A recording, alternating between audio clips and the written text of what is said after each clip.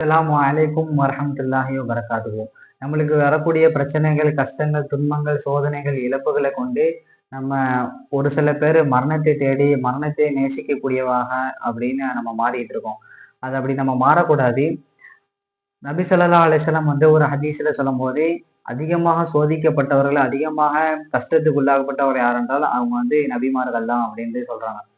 நம்ம ஒரு விஷயத்த நம்ம எல்லாரும் தெரிஞ்சுக்கணும். அல்லாஹ் நம்ம நபிமார்களை விட நம்மள அதிகமா சோதிக்கல.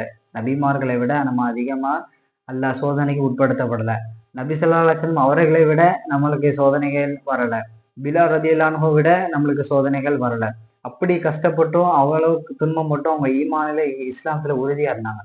நம்ம ஒரு சிறிய விஷயத்துக்காண்டி நம்ம மரணத்தை நேசிக்கக்கூடியவராக இந்த காலம் மாறிவிட்டது. அந்த விஷயத்தை அல்லாஹ் நம்ம மீது பாதுகாப்பானாக. ஒரு ஹதீஸ்ல சொல்றாங்க. யார் சொல்றாங்கன்னா, அப்துல்லாஹ் இப்னு உமர் ரலியல்லாஹு அன்ஹு அது அந்த ஹதீஸ் சொல்றாங்க. என்ன ஹதீஸ்னா, நீங்க மரணத்தை விரும்பாதீங்க. மரணத்தை அல்லாஹ்விடத்துல கேட்டு துஆ செய்யாதீங்க. அல்லாஹ்விடத்துல ஆஃபியத்தை கேளுங்க அப்படின்ட்டு சொல்றாங்க.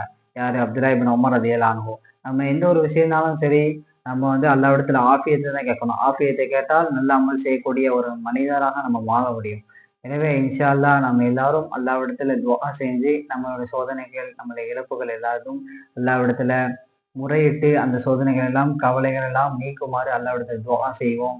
அல்லாஹ் நம் மீது துஆக்களை கிருபை செய்வானாக, அங்கீகரிப்பானாக. அஸ்ஸலாமு அலைக்கும் வரஹ்மத்துல்லாஹி வபரகாத்துஹு.